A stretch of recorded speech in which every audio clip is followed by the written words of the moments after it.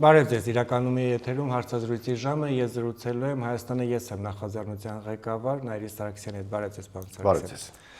Եվ այսպես Հայաստանը ես եմ նախաձեռնությունն արդեն տևական ժամանակ է կա, դուք հայտարարել եք ակտիվ քաղաքական գործունեություն ծավալելու, շարունակելու մասին, բայց նախաձեռնությունից կուսակցության անցում չկա, ինչու եւ եթե լինելու է, դա երբ է լինելու։ Երբևէ չենք նախատեսում անցում կատարել կուսակցության, որովհետեւ կուսակցական գործունեություն չենք ծավալում եւ վաղուց արդեն Հայաստանի Հանրապետությունում դասական քաղաքական գործունեություն չի ծավալվում։ Տեսեք, նախաձեռնությունը սկսվել է, ստեղծվել է, որպեսզի դիմագրավի եւ խոչընդոտի Հայաստանի ապամոնտաժման վաղուց գործարկված ծրագիրը։ Դրա համար դասական քաղաքական գործունեությունը, կուսակցական գործունեությունը բավարար չէ։ Հետևաբար այստեղ ոչ թե մեր նպատակադրումը կուսակցություն ստեղծելն է եւ իշխանության կամ աթոռների համար մրցավազքի ու պայքարի գործունեությունը, այլ իրական Հայաստանապահպանման, հայապահպանման գործունեությունը։ Եվ մենք մեզ Հայաստանի ես եմ նախաձեռնությունը հռչակել ենք վեր քաղաքական, վեր կուսակցական նախաձեռնություն եւ գործունեություն, իսկ կուսակցությանը վերաբերվում ենք որպես իրավական առումով ընտրություններին մասնակցելու գործիք, բայց կուսակցությունը միակ գործիքը չէ, միակ միջոցը չէ, երկրորդ միջոցը դաշինքն է։ Ընդ որում մեր ռացիոնալ պատկերացմամբ Հայաստանի Հանրապետությունում միայն մեկ ուժ չի կարող ուղղակի հասնել հաջողության եւ չի կարող խոչընդոտի այն ծրագրերին, որը իրականացնում է եւ որը գործարկել է այս իշխանությունը։ Հետևաբար մենք գնում ենք երկրորդ սցենարով, դաշինքային սցենարով։ Բայց նախաձեռնությամբ կարող եք ինչ-որ կուսակցության հետ դաշինք կազմել։ Նախաձեռնության գործընկերները եւ հասարակական կազմակերպություններ են եւ կուսակցություններ են եւ այդպիսի կուսակցությունների միասնությունը, երկու եւ ավելի կուսակցությունների միասնությունը, այո, հնարավորություն տալիս է դաշինք ստեղծելու եւ դաշինքով մասնակցելու ընտրական process-երին։ Ով կամ ովքեր են ձեր քաղաքական դաշնակիցները։ Մեր քաղաքական դաշնակիցները մի քանի կուսակցություններ են, օրինակ Միավորված հայեր կուսակցությունը, ունենք հուշագրեր ստորագրած նախնական համաձայնություններ, բայց որը դեռևս չի ենթադրում, որ ընտրություններին միասին ենք մասնակցելու, ուղղակի պայքարի որոշակի կանոններ, պայքարի որոշակի ուղղություններ միասին ենք մենք իրականացնելու։ Դա հանրությունը տեսել է, երկուսի հետ երկու նախաձեռնությունների քաղաքական կնքել ենք հուշագրեր հրապարակային Արմենիայի 2026 եւ Կամուրջն են առաջիկայում եւս մի քանի քաղաքական նախաձեռնությունների հետ մենք պատրաստվում ենք ստորագրել հուշագրեր, բայց նորից եմ կրկնում, մենք հռչակում ենք մեր համաձայնությամբ եւ հուշագրի ստորագրումով միասին պայքարի որոշակի ուղղություններ։ Առաջիկա մի քանի ամիսներին շատ ավելի պարզ կլինի արդեն ընտրական process-ին մենք միասին կարող ենք մասնակցել, թե ոչ, դա ապագան ցույց կտա։ Պայքար, որ ասում եք, պարոն Սարգսյան, ինչ նկատի ունեք, ընտրական պայքար, փողոցային պայքար, ինչպես հեռացնել իշխանությանը, սպասել խորհրդարանական ընտրություններին, կազմել դաշինքներ, թե այնուամենայնիվ պետք է այլ լուծում լինի։ Ցանկացած սցենար, որը հնարավորություն կտա օր առաջ ազատվել այս իշխանություններից, դրանք բոլորը մենք դիտարկում ենք։ Ես եւ մեր թիմը այն համոզման ենք, որ այս իշխանության յուրաքանչյուր րոպե ավել մնալ իշխանության ղեկին նոր սպառնալիք է Հայաստանի Հանրապետության գոյության համար։ Հետևաբար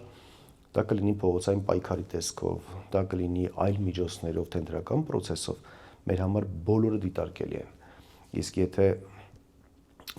այսպես ասեմ, դասական իշխանապողության տարբերակը եւ իրավական թիվ 1 տարբերակը դա ընտրությունն է։ Բայց եթե ընտրությունից տարբերվող այլ գործողություն պլանավորենք, որը հերթական անգամ հասարակությանը կարող է հասցնել հիասթափության, ապա դա մեր համար անընդունելի է։ Հետևաբար ցանկացած այլ սցենարներ դիտարկում ենք դրա իրատեսականության հիմքով, բացառապես իրատեսականության։ Ես ճիշտ հասկացա, նախկին իշխանությունների հետ համագործակցությունը բացառում եք։ Բազմիցս հայտարարել ենք, որ դաշինքային որևէ կամ համատեղ ընտրական process-ներին մասնակցելու որևէ սցենար չունենք, չի դիտարկվում ու չի դիտարկվելու։ Իսկ համագործակցությունը դա լայն գործընթաց է, որովհետև այդ թվում նախկին իշխանությունները, այդ թվում իշխանության մաս կազմած կուսակցությունները, որոնք կարող են իրենց նպաստը բերել իշխանության փոփոխությանը, այո, մենք այդտեղ լինելու ենք եւ աջակցելու ենք մեր հնարավորության սահմաններում։ Տեսեք, բայց այնուամենայնիվ այդ թվում եւ ընտրական գործընթացը պահանջում է լուրջ ֆինանսական ռեսուրսներ,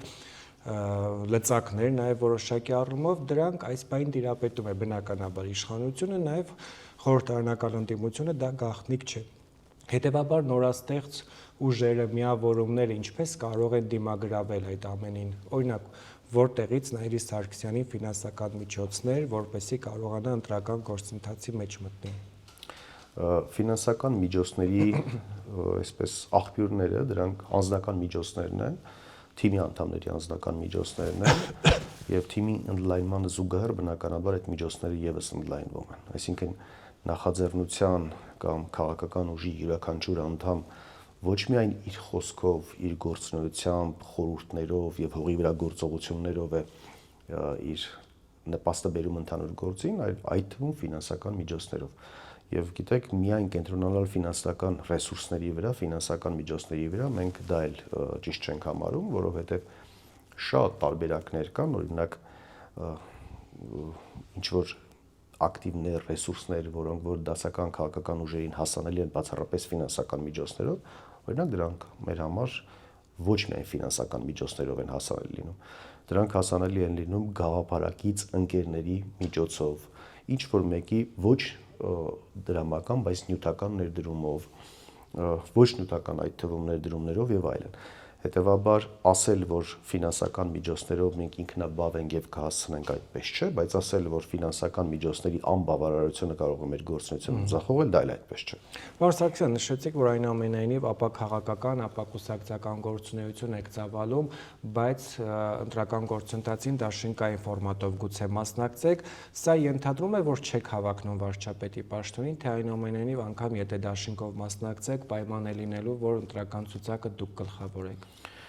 Ապա չէ, վեր քաղաքական, եթե ապա եմ նշել, ապա սխալ ներողություն եմ խնդրում, վեր կուսակցական է եւ վեր քաղաքական, որովհետեւ մենք քաղաքական գործունեություն ենք ծավալում եւ իրավունք չունենք ասելու ապա քաղաքական։ Ինչ վերաբերվում է դաշինքի ցուցակին, ապա այո, մեր նախնական այսպես գործընկեր այդ թվում կուսակցությունների եւ գործընկեր այլ հասարակական այդ թվում կազմակերպությունների միասնական գլխավորող տեխնացուն, այո, ես եմ, բայց ես բազմիցս հայտարարել եմ եւ եւս մեկ անգամ հայտարարում եմ։ Ես պատրաստ եմ լինել այս պայքարի ամենավերջին մարտիկը, զինվորը, հասարակ զինվորը եւ պատրաստ եմ գլխավորել ցանկացած լայն կոնսոլիդացիայի ցուցակը, առաջնորդել այդ ցուցակը։ Եվ դա ուղղակի այսպես ցանկություն չի, այլ դա կենսագրության, փորձառության, անցած ճանապարհի ուղղակի կուտակված ձևակերպումն է, այսպես բոլոր տեսակի, եթե թեստավորում կամ քննություն ենք անցկացնում, ապա այդ քննությունը եւ այդ թեստավորումը հաջողությամբ այո անցել են մեր թիմակիցների մոտ եւ պատրաստ եմ ես գլխավորելու, բայց նորից եմ կրկնում, հենց մեր զրույցի սկզբին նշած կուսակցություն չդառնալու նույն գաղափարից չեմ շեղվում ընդհանրապես։ Հետևաբար այստեղ ինձ համար ոչ թե կարևորը վարչապետի տեխնացու լինելն է կամ ցուցակը գլխավորելն է, ինձ համար կամ մեկ գլխավոր նպատակ Հայաստանի Հանրապետության ապամոնտաժման եւ հետագա լուծալմանը խոչընդոտելն է եւ Հայաստանի Հանրապետության համար հարատևման եւ կայուն զարգացման նախադրյալներ ստեղծելը։ Եթե դրա մեջ, այսինքն այդ ամբողջ կոնսոլիդացիայի մեջ, այս ամբողջ ծրագիր իրականացնելու մեջ ես պետք է լինեմ վերջին զինվորը, ապա ես կլինեմ վերջին զինվորը։ Եվ այնուհետև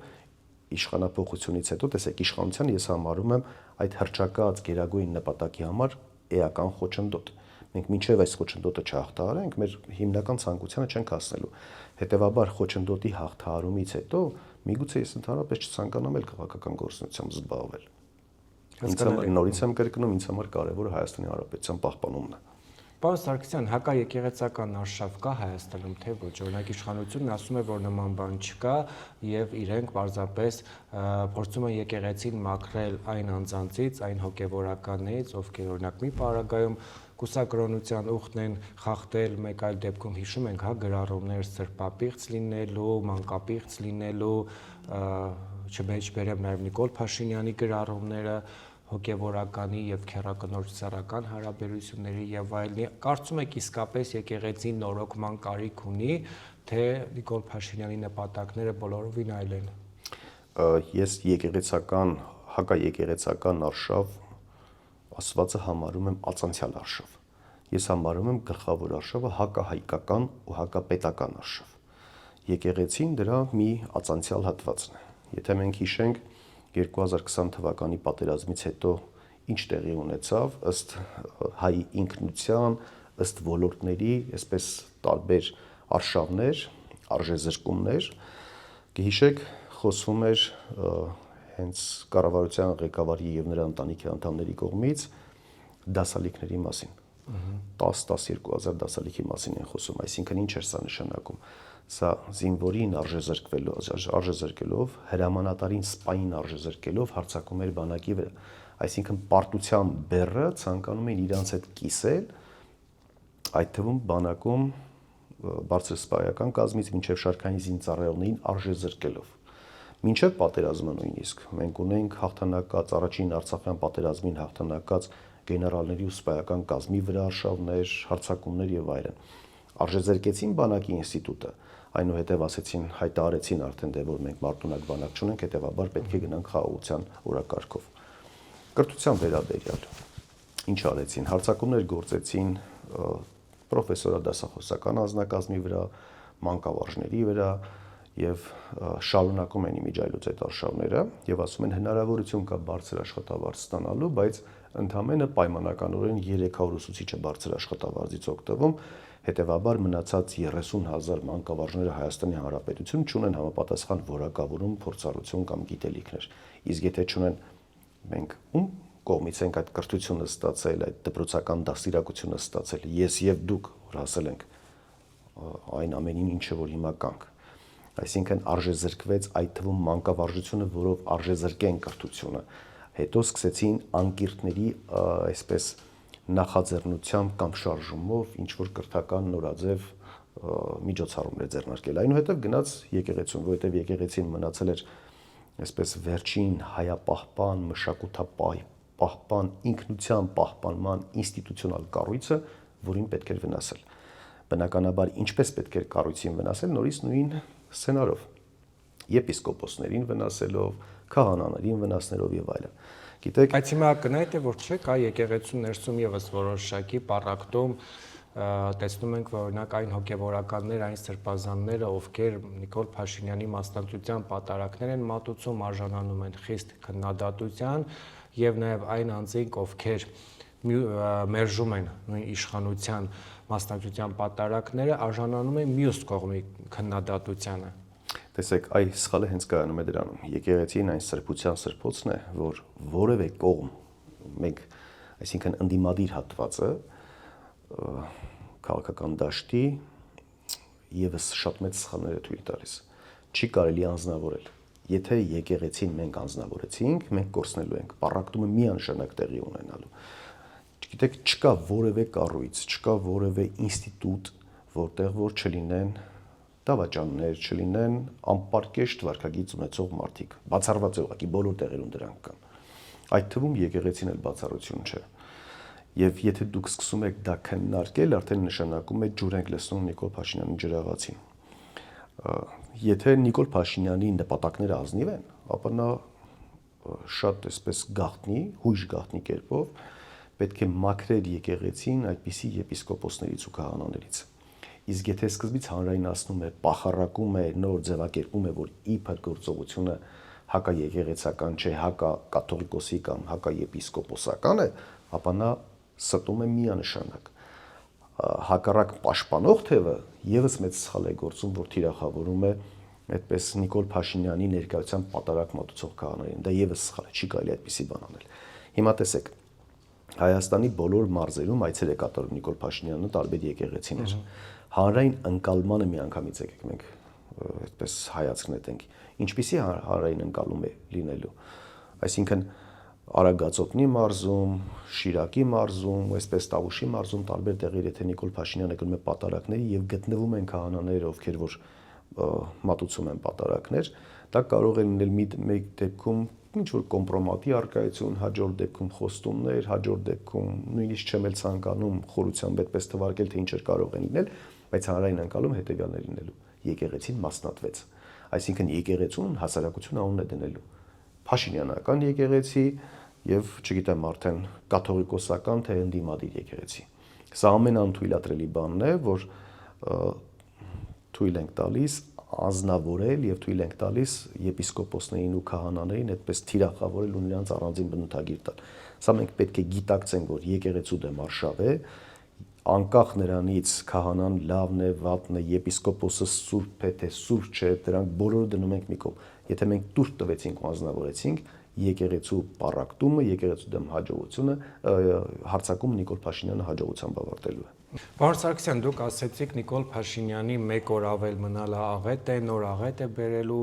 նոր աղետ է բերում, ինչ աղետի մասին է խոսքը, օրինակ իշխանությունը ասում է, որ ամեն ինչ երկրում շատ լավ է, օգոստոսի 8-ից հետո հատկապես լրիվ նոր իրավիճակ է ստեղծվել, վերջերս տեսանք, որ քաղաքասարակության ներկայացուցիչներն էին գնացել Ադրբեջան, շատ տպավորված էին իդեպ վերադարձել։ Ես սա ցավով եմ իհարկե արձանագրում, հաշվի առնելով այն հանգամանքը, որ մենք այս պայն էլ Ադրբեջանում ունենք ռազմագերիներ, որոնց անգամ տեսնել Ադրբեջանը թույլ չի տվել, բայց նույն այդ հասարակության ներկայացուցիչները ոգևորվածությամբ հանդիպել էին Ալիևի օգնականին եւ եկել այստեղ պատմում էին նմանությունների մասին, որոնք առկա են։ Ովքեր են այդ քաղաքասարակության ներկայացուցիչները, շատ կարևոր է սա։ Գիշեք դեռևս չկար Նիկոլ Փաշինյան, դեռևս չկար պատերազմ, դեռևս չկար հայ-ադրբեջանական այսպես մերձեցման ու բարեկամական հարաբերություններ, մենք ունենք քաղաքասարակության ներկայացուցիչներ, բնության պահապաններ, կենդանասերներ եւ այլն։ Ուր են այդ մարդիկ հիմա։ Չկան։ Ինչու են ստացել գուցե։ Թեկուզ, որովհետեւ ֆինանսավորումը դադարել է։ Հիմա շատ հետաքրքիր եւ շատ կարեւոր է, ովքեր են այդ քաղաքասարակության ներկայացուցիչները եւ որն է նրանց մոտիվացիան, որն է ինչն է նրանց շահագրգռում, որպեսզի գնան Բաքու եւ որպեսզի լայն ժպիտով հետ վերադառնան ու անամոթաբար խոսեն հայերի ու ադրբեջանցիների նմանությունից։ Մի հատ պետք է նրանց ֆինանսավորման աղբյուրները հասկանալ։ Մի հատ հասկանալ աշխատավարձ են ստանում ինչի դիմաց։ Միշտ ինձ համար այդ քաղաքասարակությունը, ակտիվ քաղաքասարակությունը, ես միշտ եմ քննադատել այդ գրանտային ծրագրերը, որովհետև դրանք պետության հիմքերը քանդող ու խարխլող ծրագրեր են, ցանկացած տեսակի գրանտները։ Հիմա պետք է նախ բացահայտել, ինչի դիմաց են այս մարդիկ աշխատավարձ ստացել, ինչի համար են գնացել հետ եկել եւ որն էր այդ թաքնված ծրագիրը։ Բնական է, չէ՞, որ այդ քաղաքասարակություն կոչվածը ընդամենը հասարակությունը մոլորեցնելով վստահությունը չարաշահելով փորձում է այդ մերձեցման կապը ստեղծել, այդ կեղծ լայն ժպիտներով փորձում են այդ մերձեցման կապը ստեղծել։ Հետևաբար այդ կեղծ քաղաքասարակության ներկայացուցիչներին դնում ենք մի կողմ, ինչ վերաբերվում է օգոստոսի 8-ին, ապա տեսեք մենք խոսեցինք քաղաքական դաշտում մեր հուշագրերի ստորագրման եւ նախնական սկզբունքների գործողությունների հանրահռչակման մասին։ Բայց Հայաստանի Հանրապետությունը եւ Ադրբեջանը այդ նույն փաստաթղթից են ստորագրել։ Հուշագիրը իրանից ենթադրում է նախնական պայմանավորվածություն կամ մտադրությունների վերաբերյալ ինչ որ համաձայնություն։ Օրինակ, երկու պետությունները մտադիր են ապագայում խաղաղության, այսպես նախնական համաձայնեցված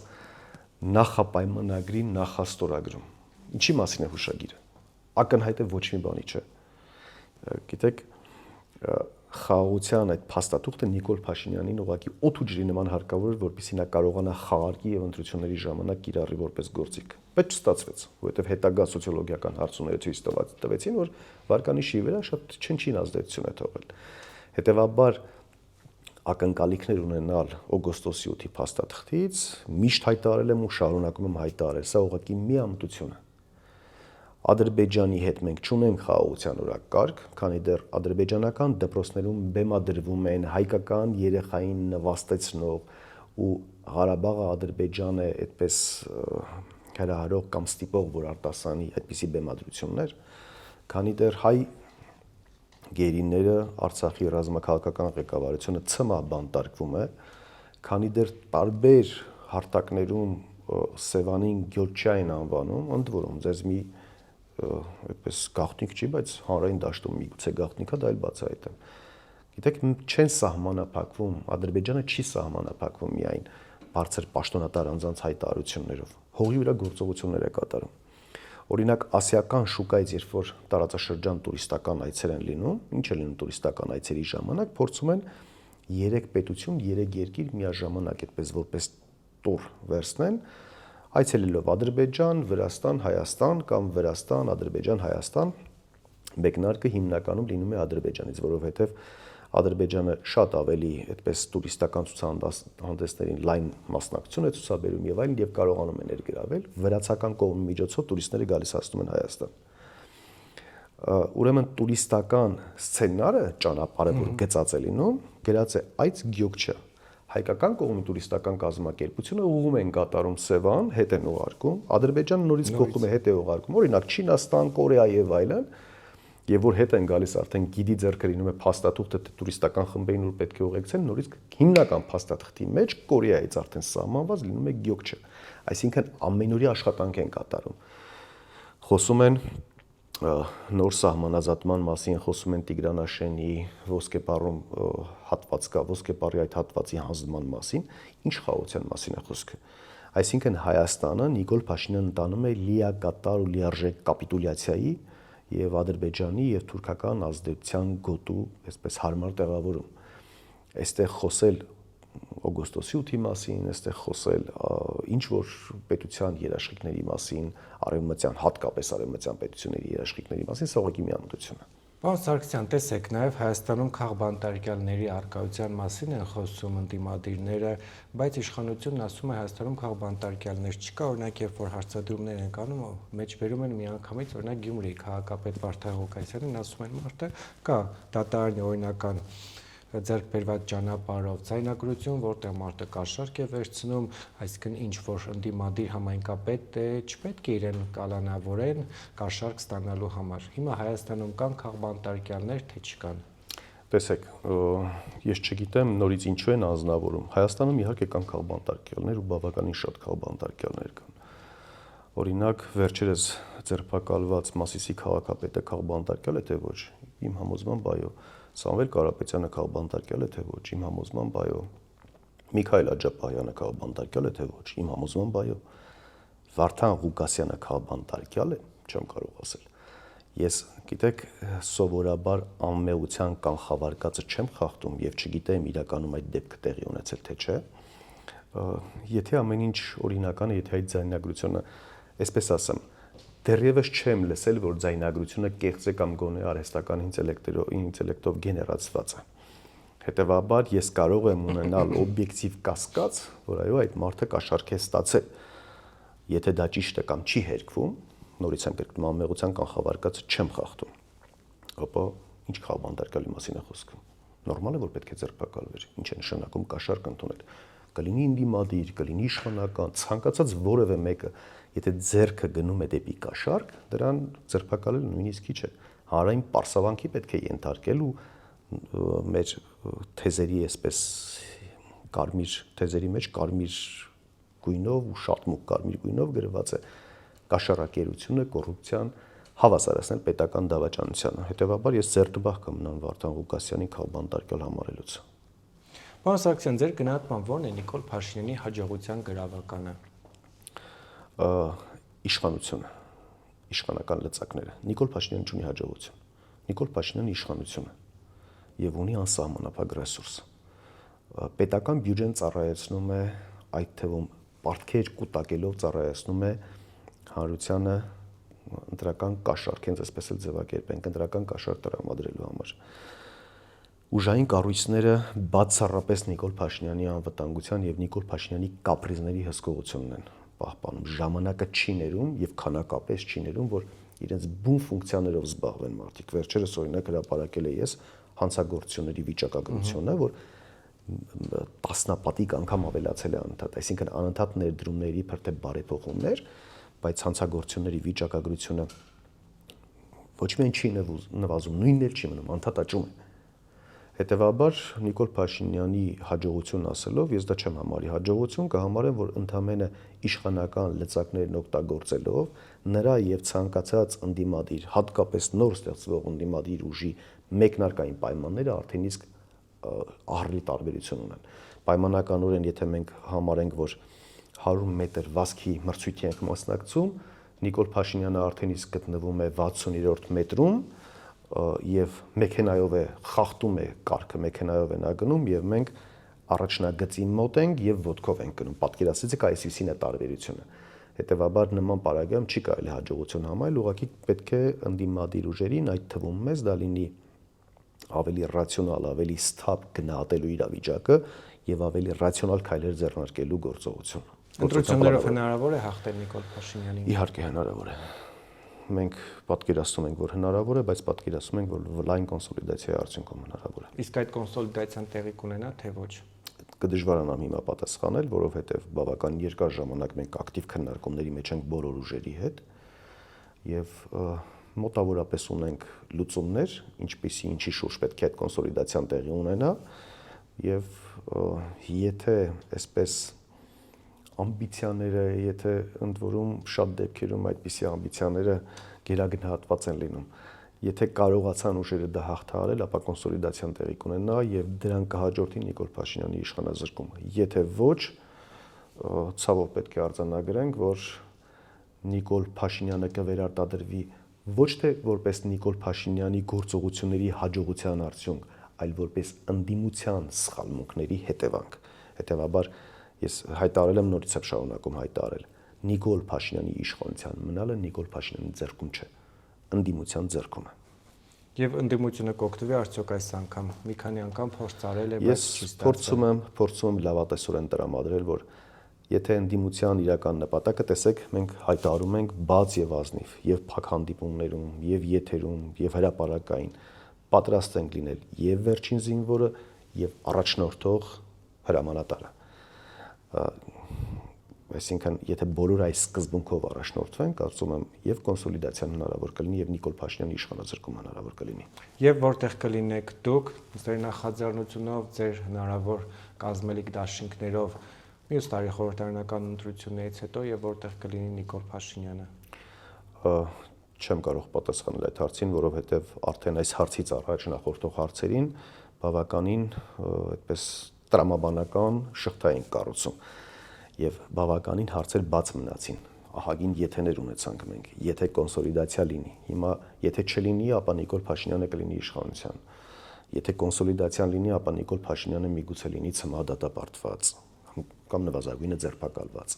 Հետևաբար այդ եթեների պատասխանը հույս ունեմ առաջիկա ամիսներին կգտնենք, դրանից հետո արդեն կարող ենք հստակ կանխատեսումներ իրականացնել։ Շնորհակալ եմ։ Ես եմ շնորհակալ։ Հարգելի հետևորդներ, ես զրուցում եի Հայաստանի ԵՍ նախաձեռնության ղեկավար Նայիրի Սարգսյանի հետ, առողջ եղեք, կհանդիպենք։